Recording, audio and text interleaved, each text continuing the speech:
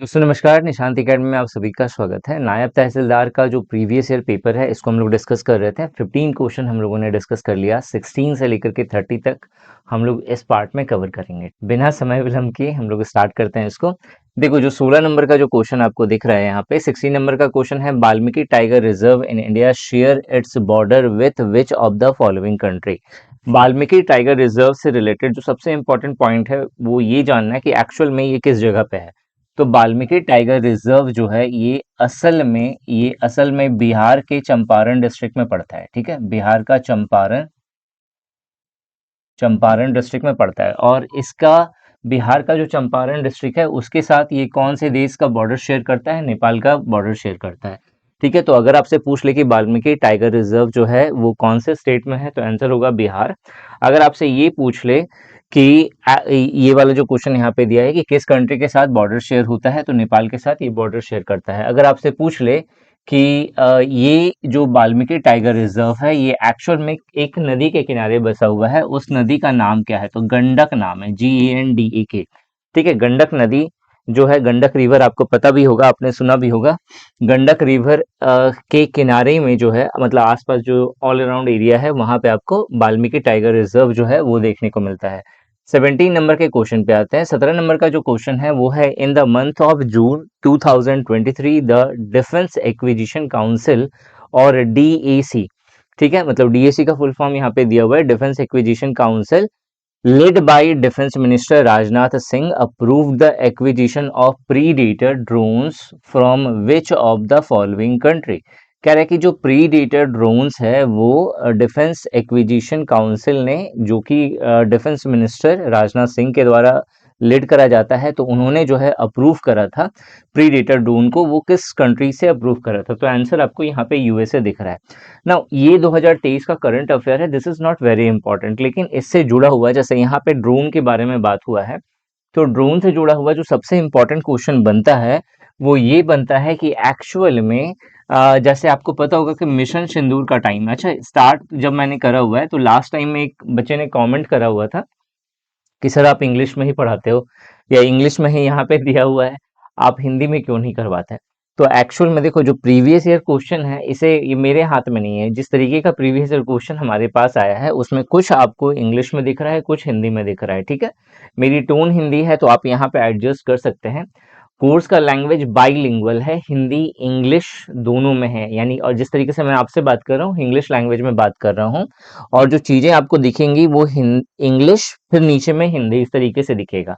ठीक है, अब यहाँ पे जैसे एक दो स्टूडेंट्स है वो थोड़े से खफा हैं, वो इसलिए खफा है क्योंकि वो चाहते हैं कि पूरा का पूरा कंटेंट पूरा हिंदी में हो, मैं पूरी तरह से शुद्ध हिंदी बोलूँ। तो भैया ये चीज प्रैक्टिकली पॉसिबल नहीं है, क्योंकि जिस देश में आप रहते हैं यहाँ पे मिक्स लैंग्वेज चलता है।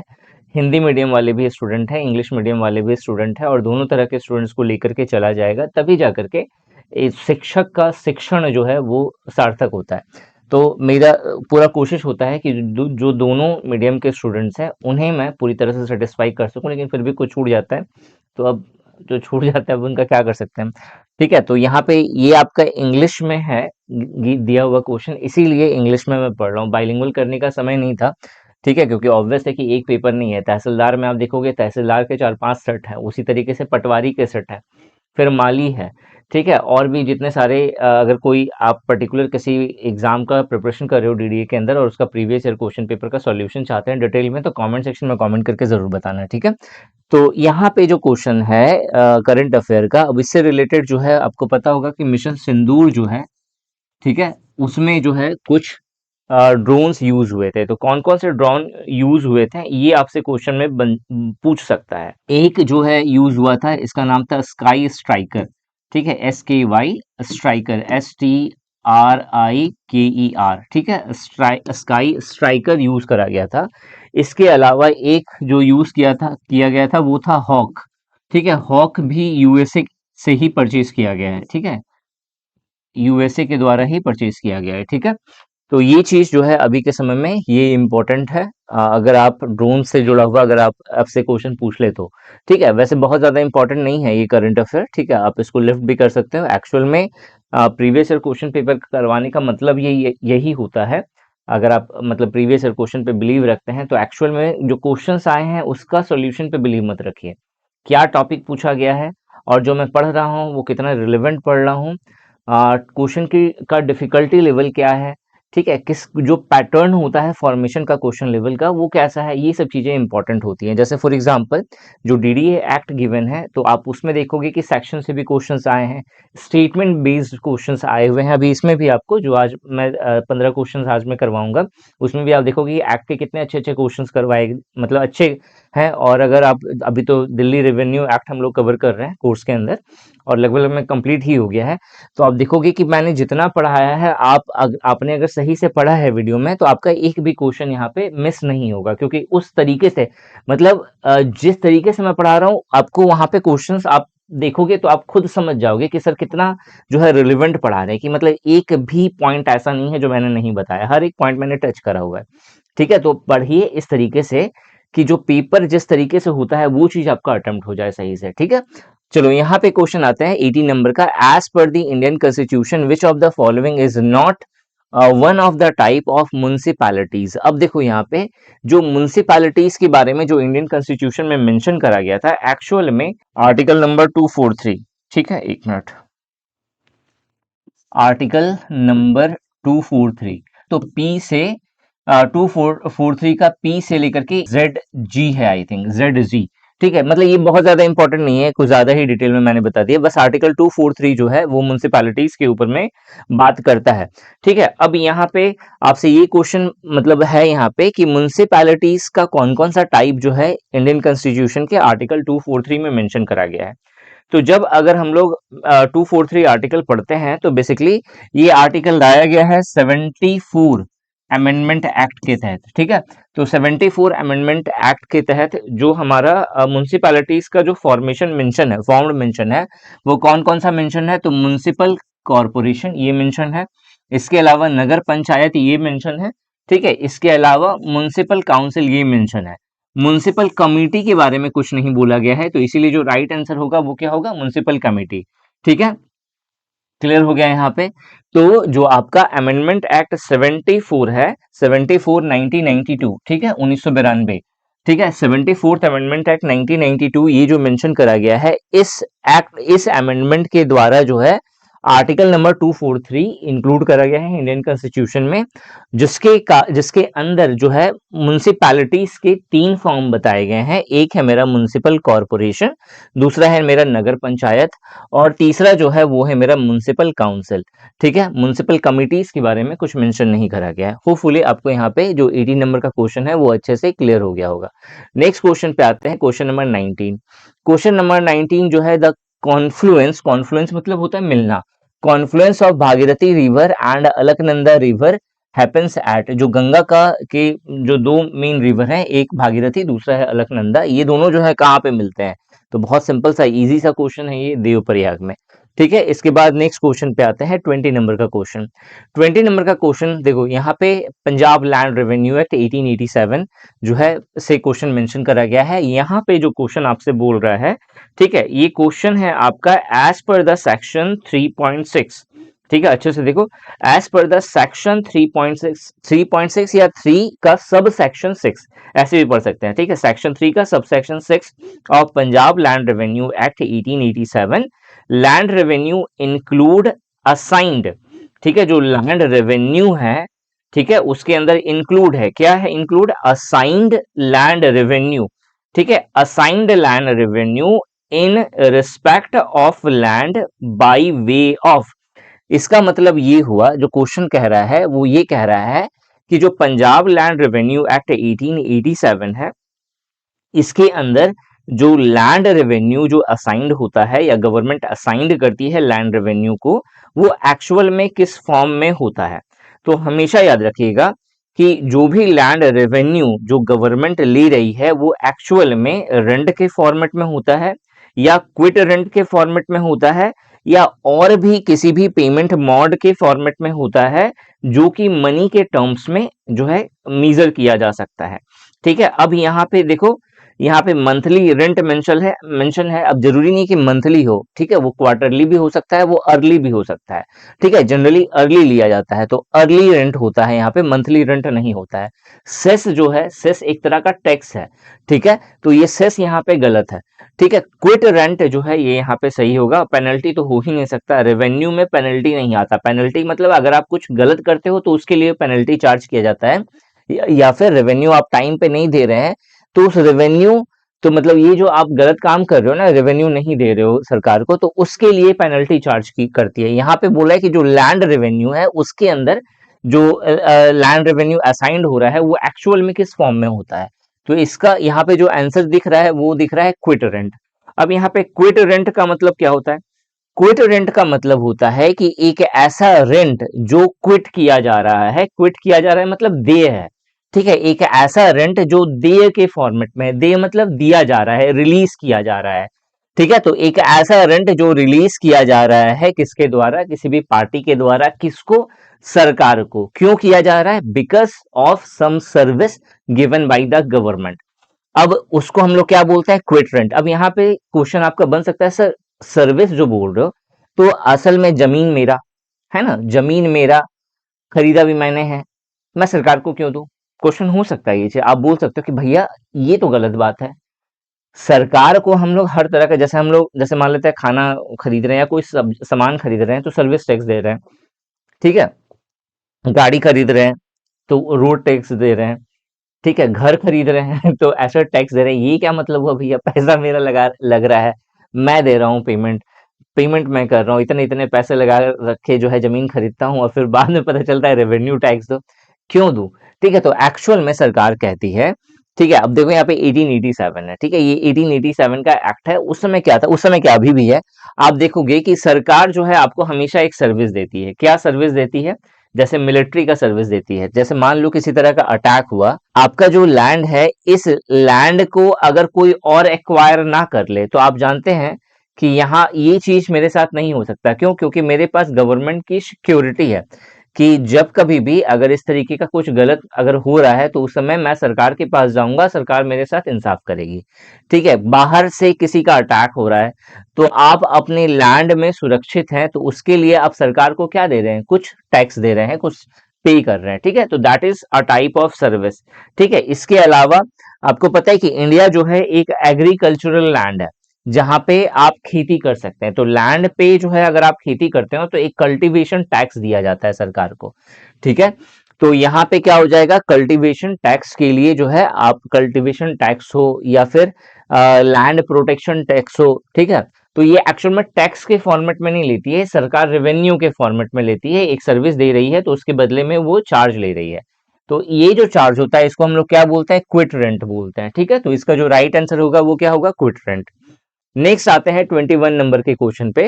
21 नंबर का क्वेश्चन है, what is the full form of DII?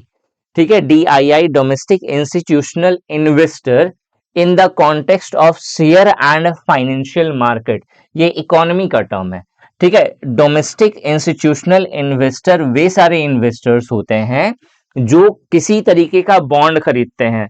किस तरीके का बॉन्ड्स? किसी प्रकार का सिक्योरिटी बॉन्ड, मतलब ऐसे आप समझ लो, ऐसे क्या बोलेंगे, फाइनेंशियल मार्केट में ऐसे निवेशक जो निवेश कर रहे हैं किसी प्रकार का, ठीक है।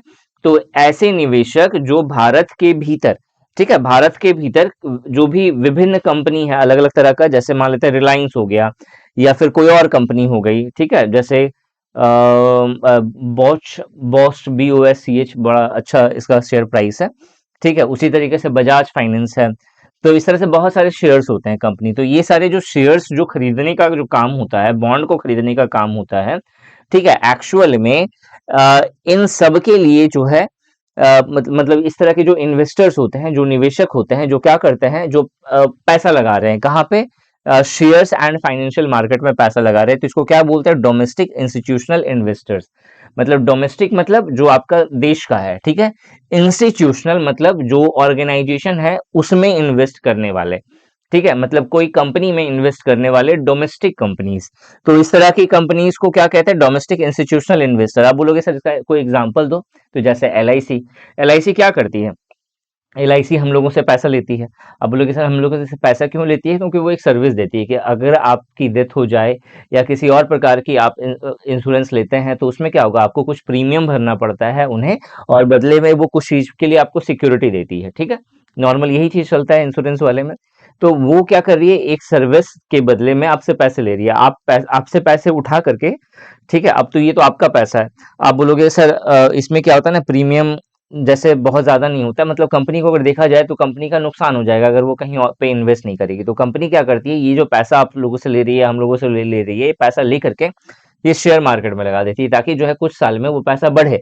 जैसे मान लो किसी ने जैसे इंश्योरेंस करवाया, जैसे मान लेते हैं किसी ने 15 लाख का इंश्योरेंस करवाया। ठीक है, 15 लाख का इंश्योरेंस करवाया 15 साल के लिए।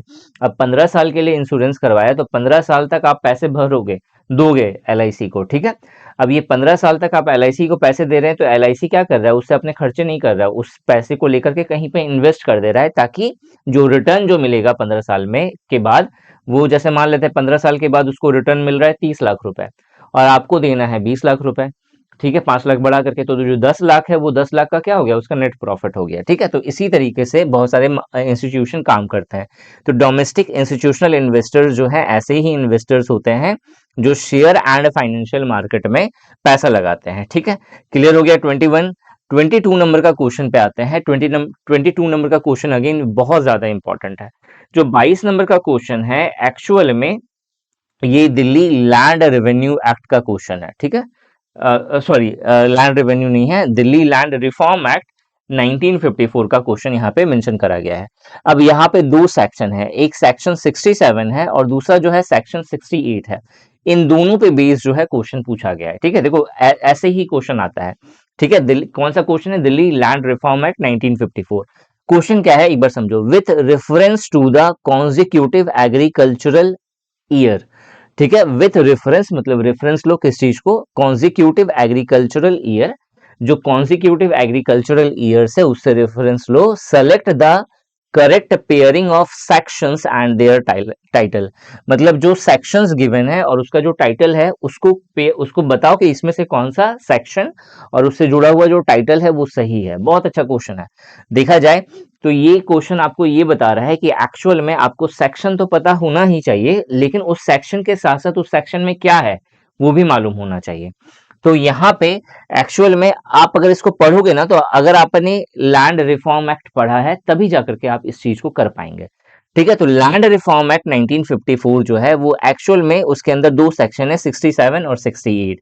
67 जो है वो भूमिदार का जो इंटरेस्ट होता है, भूमिदार की मतलब आप समझोगे, देखो यहाँ पे दो तरीके का आपको वर्ड मिलेगा। ठीक है, लैंड रिफॉर्म एक्ट में एक वर्ड मिलेगा भूमिदार, ठीक है, और एक वर्ड मिलेगा आसामी। ठीक है, आसामी आपको यहाँ पे दिख भी रहा होगा। ठीक है, थोड़ा सा बड़ा करते हैं ताकि आपको क्वेश्चंस अच्छे से समझ में आए।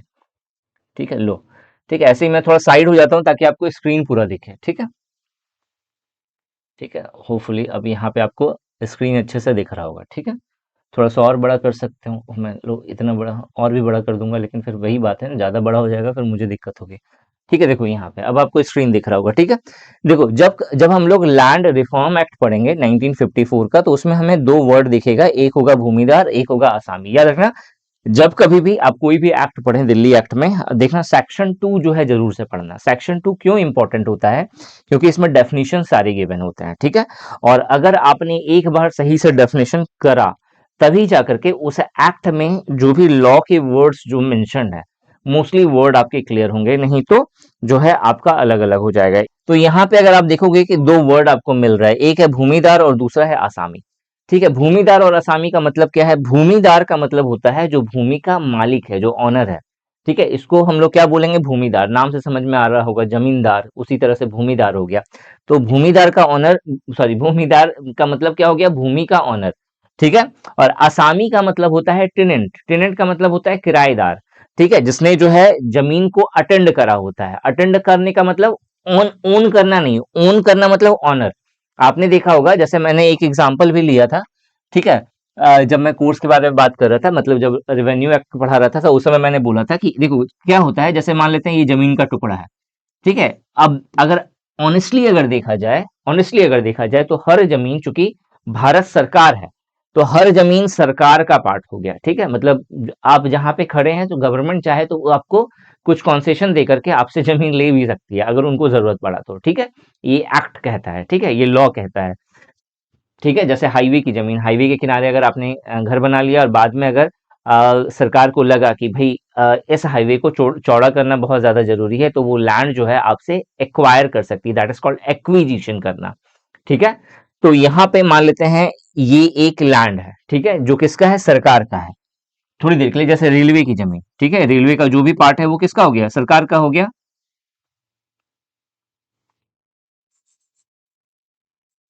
ठीक है। रेलवे का जो भी पार्ट हो गया सरकार का हो गया। अब एक जमीन जो रेलवे की है वो बहुत समय से खाली पड़ी हुई है, रोड के किनारे है। सरकार को लग रहा है यार इस चीज को वेस्ट करने से कोई फायदा नहीं है, पैसे ही बर्बाद हो रहा है, क्यों ना इस जमीन को किसी प्राइवेट एजेंसी को दे दिया जाए ताकि वो मल्टीप्लेक्स वगैरह सब बना दे। जमीन का जमीन भी यूटिलाइज हो गया, कुछ रेवेन्यू भी आ गया। तो रेलवे ने क्या करा, ठीक है, आपको पता होगा सिटी सेंटर, ठीक है, एक प्राइवेट कंपनी है जो क्या करती है, मॉल वगैरह सब बनाती है, ठीक है। तो इसने क्या करा, 100 साल के लिए लीज पे दे दिया, ठीक है, 100 साल की लीज पे दे दिया, किसको, सिटी सेंटर को दे दिया। अब समझो, ओनर कौन है, रेलवे, इस जमीन का, बट अटेंडेंट कौन है, सिटी सेंटर, उसने अटेंड कर लिया 100 साल के लिए, ठीक है। तो इस केस में भूमिदार कौन है, रेलवे, लेकिन असामी कौन हो गया, सिटी सेंटर। समझ में आया। तो वही चीज है यहाँ पे, ठीक है। ये क्या हो रहा है, इसलिए जूम करने में थोड़ा सा दिक्कत होता है, ठीक है। असामी कौन हो गया, तो असामी का मतलब क्या हो गया, टेनेंट, और भूमिदार का मतलब क्या हो गया, लैंडलॉर्ड। अब यहाँ पे जो क्वेश्चन है वो है सेक्शन 67 और सेक्शन 68 क्या कहता है। तो सेक्शन 67 जो है, ठीक है, सेक्शन 67 जो है वो एक्चुअल में कहता है कि भूमिदार का लैंड होगा, लेकिन वो कुछ केसेस में अगर उसने कुछ उटपटांग चीजें करी तो जो भूमिदार होगा वो अपना राइट, अपना हक, अपना जो पावर है वो खो देगा। तो भूमिदार का पावर क्या है कि भाई उसका मालिकाना हक है जमीन पे, ठीक है। अब वो मालिकाना हक खो देगा कब, उसके बारे में बताता है सेक्शन 67, ठीक है। क्लियर हो गया। अगर आपसे पूछ ले कि भाई ये कैसे हो सकता है, जैसे मान लो जैसे मान लेते हैं कि सिर्फ ये जमीन ही थी, जैसे हाईवे के किनारे बात करते हैं, जैसे ये हाईवे है, हाईवे के किनारे आपने कोई जमीन ली, ठीक है। बाद में सरकार को लगा कि ये जमीन मुझे हाईवे को चौड़ा करना है, तो यहाँ पे जितनी सारी जमीन है उन सब जमीनों को एक्वायर कर लो, एक्विजिशन कर लो उन सब जमीनों का। तो उस केस में जो भूमिदार जो होगा वो अपने जमीन से मालिकाना हक क्या करेगा, खो देगा, ठीक है। ये एक एग्जांपल हो गया सेक्शन 67 का, ठीक है। उसी तरीके से extinct of the interest of आसामी, मतलब आसामी मतलब जो टेनेंट होगा, वो टेनेंट जो है अपना इंटरेस्ट खो देगा, उसके बारे में बताया है सेक्शन 68।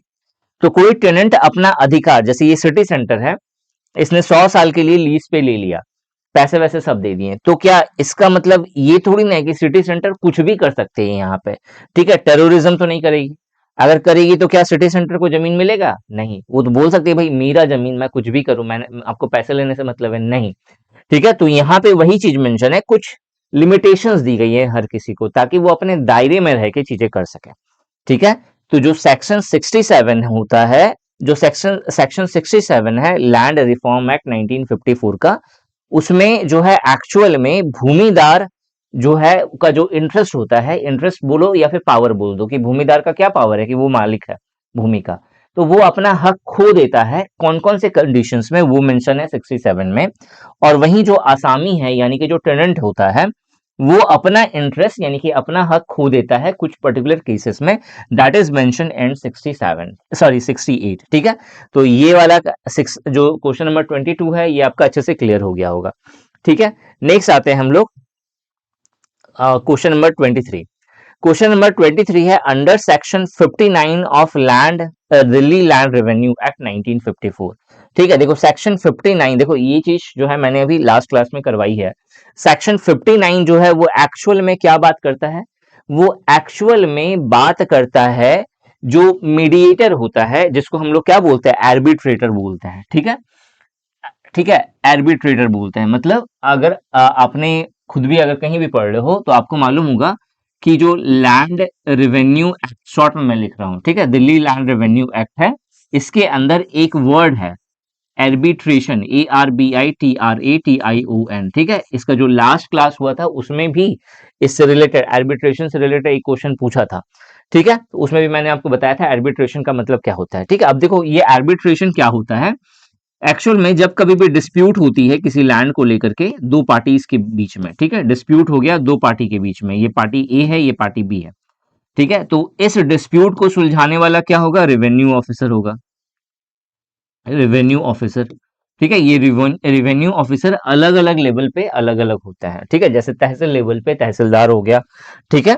उसी तरीके से अगर हम लोग हल्का लेवल की बात करें तो पटवारी हो गया, ठीक है। तो इसी तरीके से रेवेन्यू ऑफिसर क्या होता है, अलग अलग होता है। तो जब हम लोग रेवेन्यू ऑफिसर्स की बात करते हैं तो रेवेन्यू ऑफिसर के पास ये दोनों जाते हैं, तो अब रेवेन्यू ऑफिसर चाहे तो इन दोनों को कोर्ट में लेके जा सकता है, ठीक है। और एक्चुअल में कोर्ट के अंदर क्या होगा, लीगल प्रोसेस होगा, जिसको हियरिंग बोलते हैं, सुनवाई हिंदी में बात करें तो। लेकिन हर अधिकारी चाहता है ना कि कोर्ट के बाहर मैटर शांत हो जाए, ठीक है। तो वो चाहता है कि मतलब जो लोग हैं वो इस तरह के फालतू के झंझट से ना पड़े। अगर कोई भी मैटर अगर आपसी समझदारी से सॉल्व हो सकता है तो पहला जो स्टेप होता है वो यही होता है कि दोनों पार्टीज के बीच में कोई मिडिल स्टेज जिसमें जो है दोनों की रजामंदी हो, उस वैसा कुछ करके उस केस को निपटा कर दिया जाए, उस केस का, ठीक है। तो दोनों पार्टीज के बीच में, ठीक है, जैसे पार्टी ए और पार्टी बी के बीच में जो रेवेन्यू ऑफिसर होगा वो बोलेगा कि भाई ये मांजरा क्या है बताओ। जैसे फॉर एग्जांपल मान लेते हैं जो ए है, ठीक है, इसकी जमीन है ये वाली, ठीक है, और जो बी है उसकी जमीन है ये वाली। ये ए की जमीन हो गई, ये बी की जमीन हो गई। ए जो है वो इस एरिया में नहीं रहता, वो कहीं और रहता है। जैसे मान लेते हैं थोड़ी देर के लिए फॉरेन में रहता है, ठीक है। तो ये फॉरेन में रहता है लेकिन जमीन खरीद के रखा हुआ है यहाँ पे, ठीक है। मन सबकी इच्छा होती है। और ये जो बी भाई साहब है ये रहते भी यहीं पे है, ठीक है। मतलब जो एक्चुअल जो लिविंग प्लेस है उसका वो यही है। अब प्रॉब्लम इसका क्या है, ये जमीन थोड़ा सा छोटा है, ठीक है, ये जमीन थोड़ा सा छोटा है और ये जरूरत से ज्यादा बड़ा है।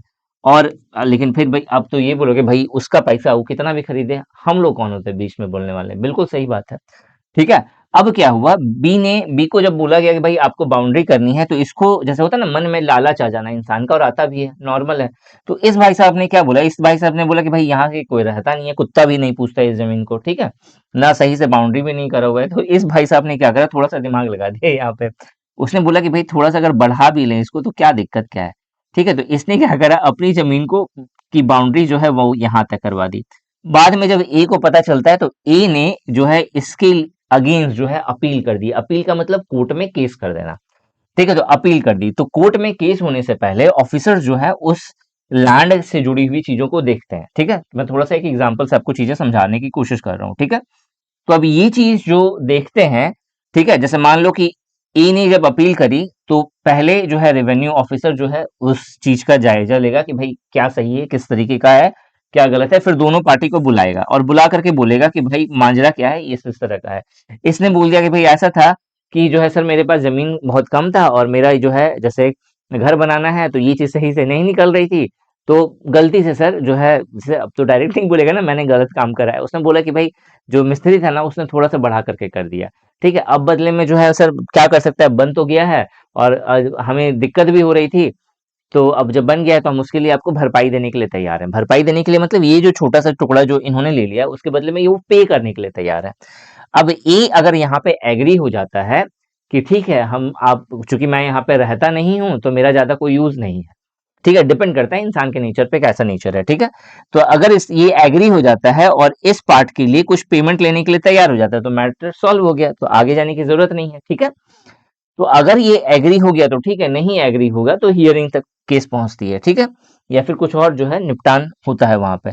अब उस केस में क्या होगा, अब मान लेते हैं ये एग्री हो गया कि ये ठीक है चलो मैं पैसे ले लूंगा, इसने जो है कुछ पैसे इसको दे दिए और मैटर सॉल्व हो गया। अब अगर ये मैटर सॉल्व हो गया किसके द्वारा, आर्बिट्रेशन के द्वारा, तो यहां पे जो आपका सेक्शन 59 कहता है वो ये कहता है कि आर्बिट्रेशन का जो अवार्ड है अगर उस पे 10 दिनों तक अपील नहीं करा गया, 10 डेज तक अपील नहीं करा गया, ठीक है, तो ये जो डिसीजन होगा this is the final decision. मतलब जैसे 10 दिन मतलब जैसे ये जो डिसीजन लिया गया कि हाँ भाई ठीक है आप इसके लिए पे कर देना, इसने उसको पे कर दिया, किया नहीं, या फिर अपील मतलब जो था ये मान गया, ठीक है कि चलो ठीक है इस जमीन का मुझे पेमेंट कर देना, ठीक है, अगर पेमेंट हो गया तो फिर जो है मुझे कोई मतलब नहीं है, ठीक है, मैं वापस से अपना जगह पे चला जाऊंगा, ठीक है, मुझे तो ऐसे भी इस जगह पे रहना नहीं, ये तो खरीदा हुआ था मैंने, मुझे बेचना ही था आज नहीं तो कल, ठीक है, तो ये चीज सोच लिया। तो अब इस पे क्या है, अगर ये भाई साहब अगर 10 दिनों तक मतलब ये जो आपका आर्बिट्रेशन हुआ, ठीक है, आर्बिट्रेशन के 10 दिनों तक अगर इन्होंने किसी तरह का कोई अपील नहीं करा, तो आर्बिट्रेशन का जो डिसीजन है दैट इज कॉल्ड अवार्ड, ठीक है, लीगल लैंग्वेज में जो डिसीजन होता है उसको हम लोग बोलते हैं अवार्ड। तो ये जो अवार्ड होगा आर्बिट्रेशन का, this is the final verdict, और इसको फिर दोबारा से चैलेंज नहीं किया जा सकता है कोर्ट में। तो वही क्वेश्चन है 10 डेज तक, ठीक है, मतलब अगर 10 दिन तक अगर अपील नहीं की जाती है तो उसके बाद फिर वो अपील नहीं होगी, ठीक है, दिस इज सेक्शन 59, होपफुली आपको समझ में आया हो, ठीक है। 23 नंबर का क्वेश्चन देखो, क्वेश्चन अब आजकल पूछता भी इसी तरीके से है कि आपको समझ में कितना आता है, तो वो उसी तरह का था क्वेश्चन। 24 नंबर का क्वेश्चन है, in the month of February 2023 with which of the following country did India hold the joint training exercise Dharma guardian. देखो धर्मा गार्जियन इंडिया और जापान के बीच में हुआ है। ये जो क्वेश्चन है वो मिलिट्री एक्सरसाइज से क्वेश्चन है, आपसे मिलिट्री एक्सरसाइज से कुछ क्वेश्चंस पूछ सकता है। जैसे अगर हम लोग बात करें, ठीक है, तो आप देखोगे कि युद्ध अभ्यास जो है वो इंडिया और यूएसए के बीच में हुआ है। कौन सा युद्ध अभ्यास, YUDH युद्ध अभ्यास, ABHYAS, ये 23 का है। अब जो पूछेगा वो 25 का पूछेगा।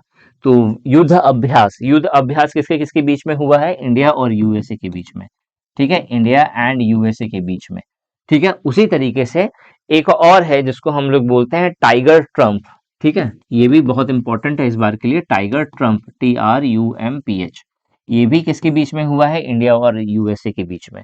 उसी तरीके से एक है मेरा साइक्लोन, ठीक है,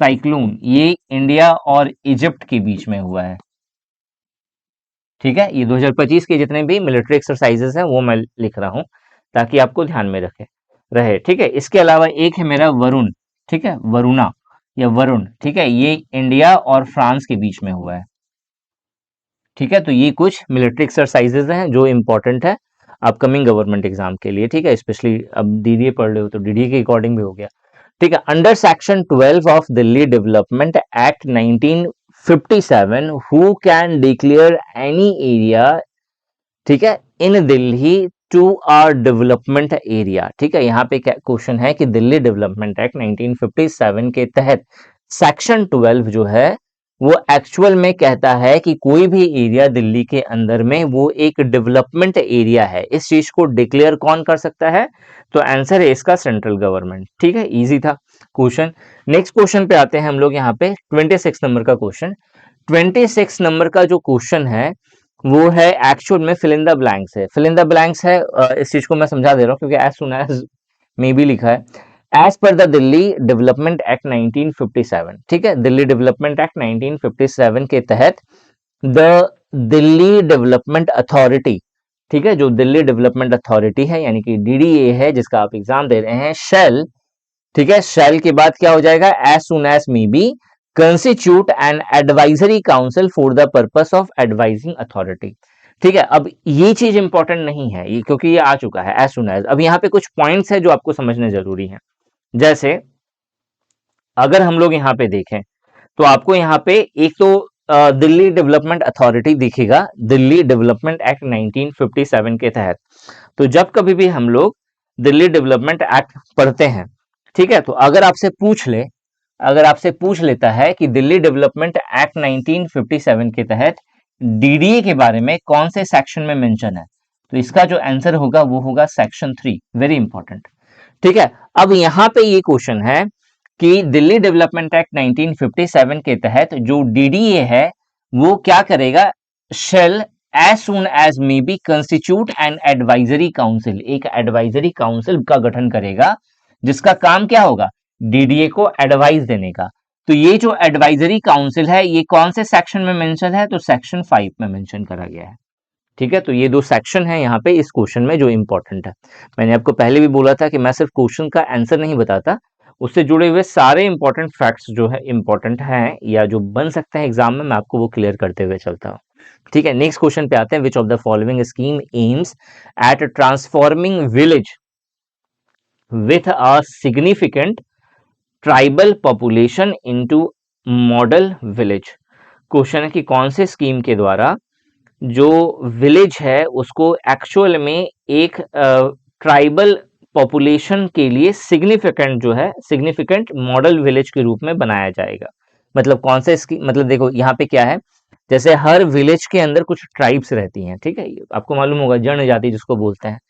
तो हमारी जो जनजाति हैं, जो जातियां हैं, जो ट्राइबल्स पीपल हैं हम इंडिया से जुड़े हुए, वो एक्सटिंक्ट ना हो जाए और उनको जो है एक्चुअल में क्योंकि ये इंपॉर्टेंट है, कहीं कहीं ना कहीं हमारे कल्चर हमारी संस्कृति के लिए से जुड़ा हुआ चीज है ये, तो वो विलुप्त ना हो जाए, तो उनको मोटिवेट टाइम टू टाइम करना बहुत ज्यादा जरूरी होता है। तो हर एक विलेज के अकॉर्डिंग, ठीक है, हर एक विलेज के अकॉर्डिंग जो है कुछ या कोई एक पर्टिकुलर जनजाति को जो है उस विलेज के नाम से जो है रिकॉग्निशन मिले, तो इसके लिए जो है एक योजना चली जिसका नाम था प्रधानमंत्री आदि आदर्श ग्राम योजना।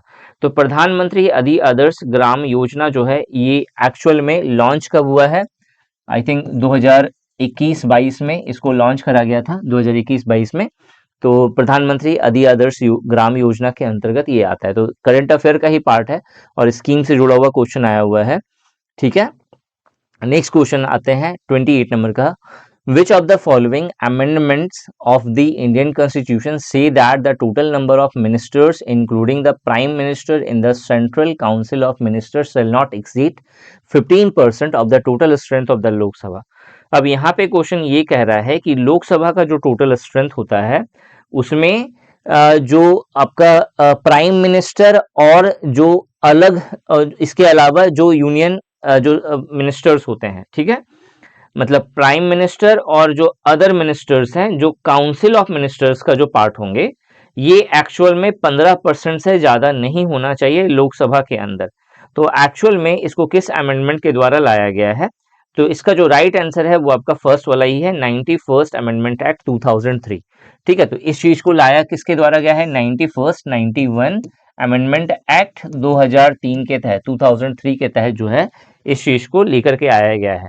ठीक है, चलो इसके अलावा कुछ और इसके अंदर इंपॉर्टेंट, जैसे एक तो कौन सा आर्टिकल पूछ लेगा, तो आर्टिकल 75। ठीक है, आर्टिकल 75 के अंदर जो है 75 का सब सेक्शन है एक्चुअल में, लेकिन सब सेक्शन इंपॉर्टेंट नहीं है।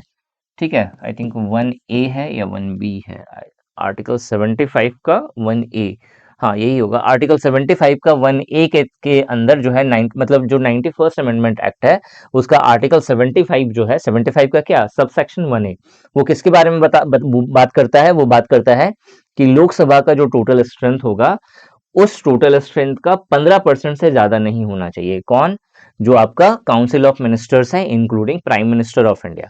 ठीक है, चलो इसके बाद जो नेक्स्ट क्वेश्चन है वो है 29 का क्वेश्चन है, बोरो ऑल्सो कॉल्ड बोडो, ये जो है कहाँ का एक ट्राइब है, तो आंसर है इसका आसाम। ठीक है, आसाम से और भी जैसे बहुत सारे जो है ट्राइब हैं, जैसे कि कार्बी, मिशिंग, तीवा, दिमाशा, राभा, ये सारे और भी कुछ ट्राइब्स हैं, मैं लिख दे रहा हूँ।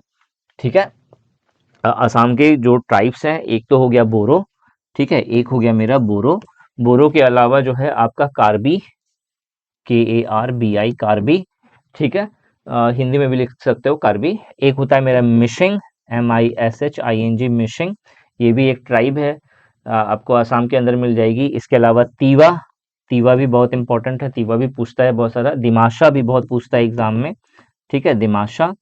ठीक है, तो ये कुछ ट्राइब हैं, ठीक है, जो कि आपको आसाम के अंदर में दिखेगा। ठीक है, नेक्स्ट क्वेश्चन पे आते हैं, 30 नंबर का क्वेश्चन पे, आज हम लोग 30 तक करेंगे। 30 नंबर का जो क्वेश्चन है वो है, as per the section 31B the appellate tribunal constituted. Appellate tribunal का मतलब जहां पे अपील की जा सकती है। ठीक है, तो अपीलेट ट्रिब्यूनल, ट्रिब्यूनल का मतलब जो एक तरह का कोर्ट हो गया। ठीक है, section 31B of appellate tribunal constituted under the dash, ठीक है, shall be deemed as appellate tribunal deciding appeals under the Delhi development act 1957। बहुत सिंपल सा है, क्वेश्चन यहाँ पे क्या कह रहा है, जो दिल्ली डेवलपमेंट एक्ट 1957 के तहत जो अपीलेट ट्रिब्यूनल है, एक्चुअल में ये अपीलेट ट्रिब्यूनल कौन होगा? तो बहुत मतलब इजी सा इसका आंसर है, दिल्ली म्युनिसिपल कॉरपोरेशन एक्ट 1957 के तहत जो अपीलेट ट्रिब्यूनल होगा वही जो है दिल्ली डेवलपमेंट एक्ट 1957 के तहत भी अपीलेट ट्रिब्यूनल का रोल प्ले करेगा। होपफुली आपको ये क्वेश्चन क्लियर हुआ होगा। एक बार फिर से समझ लेते हैं क्वेश्चन एक्चुअल में कह क्या रहा है। क्वेश्चन कह रहा है जो हमारा एक्ट है दिल्ली डेवलपमेंट एक्ट 1957, इसके तहत कहा गया है कि देखो भाई, जो आपका ट्रिब्यूनल होगा, अपीलेट ट्रिब्यूनल मतलब एक ऐसा कोर्ट जहां पे अपील की जा सकती है किसी चीज को लेकर के, ठीक है। तो डीडीए एक्ट 1957 के तहत जो अपीलेट ट्रिब्यूनल होगा जहां पे अपील की जाएगी, वो कोई और प्लेस नहीं होगा, वो वही होगा जो कि दिल्ली म्युनिसिपल कॉरपोरेशन एक्ट 1957 के तहत जो अपीलेट ट्रिब्यूनल होगा वही इस जगह पे भी अपीलेट ट्रिब्यूनल का रोल प्ले करेगा, ठीक है। तो यहाँ पे आपका जो पार्ट 2 है, ठीक है, तहसीलदार जो नायब तहसीलदार है उसका जो हम लोग प्रीवियस क्वेश्चन कवर कर रहे हैं, तो उसका आपका यहाँ पे 60 क्वेश्चन कवर हो गया, ठीक है। इसी तरीके से हम लोग पूरा सीरीज कवर करेंगे, डेली बेसिस पे आना चाहिए था, लेकिन अभी चूंकि जो है थोड़ा फेस्टिवल का समय है, इसीलिए थोड़ा सा डिले होकर के अल्टरनेट डेज पे आपको ये सेशन देखने को मिलेगा, ठीक है। इस वीडियो में यही था। Thanks for watching this video and wish you good luck for your paper.